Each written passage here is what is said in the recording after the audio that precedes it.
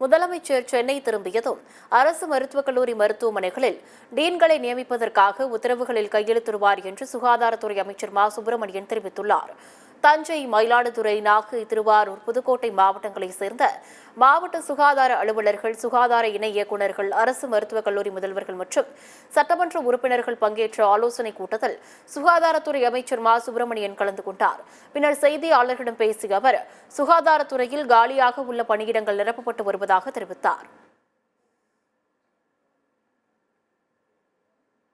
946 மருந்தாளுநர் பணியிடங்கள் நிரப்பப்பட்டு பணியாணைகள் தரப்பட்டது. 523 உதவியாளர்கள் பணியிடங்கள் நிரப்பப்பட்டு பணியாணைகள் தரப்பட்டது.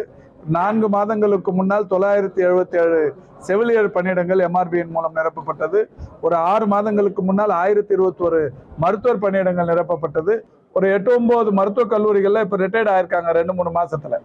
அதுக்கு ஒரு பேனல் 26 கல்லூரி முதல்வர்கள் பேனல் ரெடி பண்றோம். மாண்புமிகு தமிழ்நாட்டின் முதலமைச்சர் அவர்கள் தமிழகத்துக்கு வந்த உடனே அவர் இப்ப அந்த பேனல் ரெடி ஆயிருச்சு.